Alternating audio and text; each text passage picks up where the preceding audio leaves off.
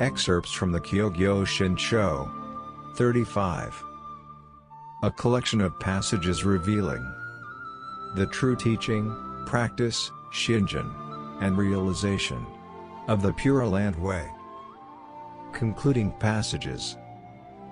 Compiled by Gotoku Shinran, disciple of Shakyamuni. Postscript. Passage 118. I, Gotoku Shinran, disciple of Shakyamuni, discarded sundry practices, and took refuge in the Primal Vow in 1201. In 1205, Master Genku, out of his benevolence, granted me permission to copy his passages on the Nembutsu selected in the Primal Vow. In the same year, on the 14th day of the 4th month, the Master inscribed the copy in his own hand, with an inside title, Passages on the Nembutsu selected in the Primal Vow, with the words, Namu Amida Buddha. As the act that leads to birth in the Pure Land, the Nembutsu is taken to be fundamental. And with the name he had bestowed on me, Shaku, disciple of Shakyamuni. That day, my request to borrow his portrait was granted, and I made a copy.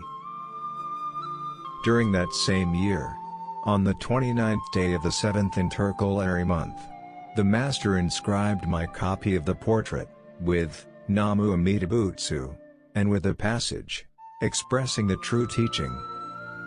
If, when I attain Buddhahood, the sentient beings of the 10 quarters, say my name as few as 10 times, and yet are not born, may I not attain the supreme enlightenment. The Buddha has now actually attained Buddhahood. Know that the momentous primal vow is not in vain, and that, when sentient beings say the name, they unfailingly attain birth. Further, since my name, Shaku, had been changed, in accord with the revelation in a dream, on the same day, he wrote the characters of my new name, Zenshin, in his own hand. At that time, the Master was 73 years of age. Passages on the Nembutsu selected in the Primal Vow was compiled, at the request of the Chancellor, an ordained layman, Lord Sukhavati Nezane, Buddhist name, Inchu.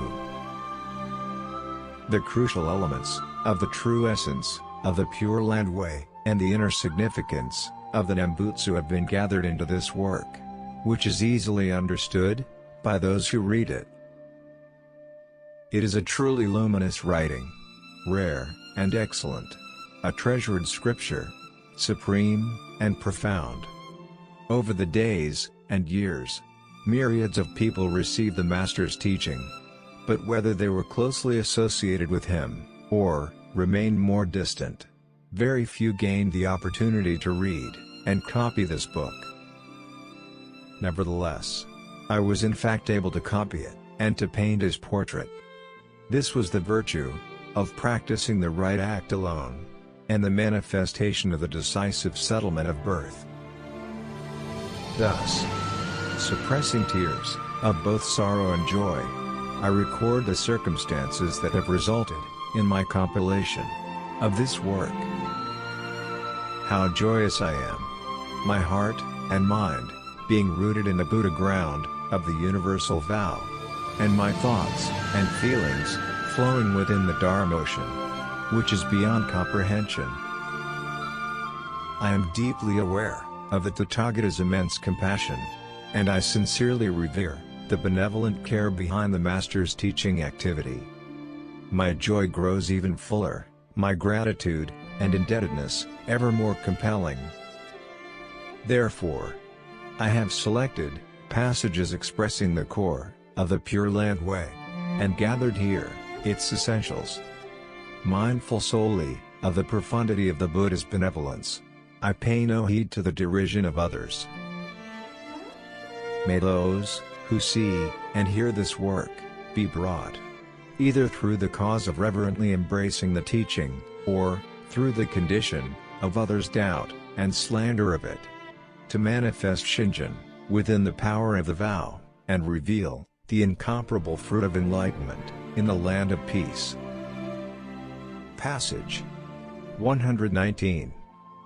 Passages on the land of happiness states, I have collected true words, to aid others in their practice for attaining birth, in order that the process be made continuous, without end, and without interruption, by which those, who have been born first, guide those, who come later, and those, who are born later, join those who were born before.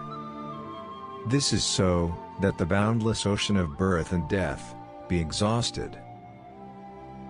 Passage 120.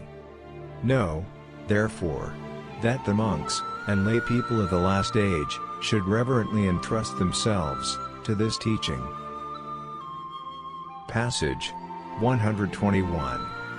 A verse of the Garland Sutra states, on seeing a bodhisattva perform various practices, some give rise to a good mind, and others a mind of evil. But the bodhisattva embraces them all. Here we conclude this series of excerpts from the Kyo-Gyo-Shin-Sho, a collection of passages revealing the true teaching, practice, Shinjin, and realization of the Pure Land Way. May all our Dharma friends, who are brought here, due to their good karma from the past, listen deeply, again and again, to these marvelous, heartfelt expositions of Venerable Master Shinran. May all who aspire for permanent peace and happiness, come to receive and accept Amida Buddha's inconceivable gift of Shinjin, and then encourage others to receive Shinjin.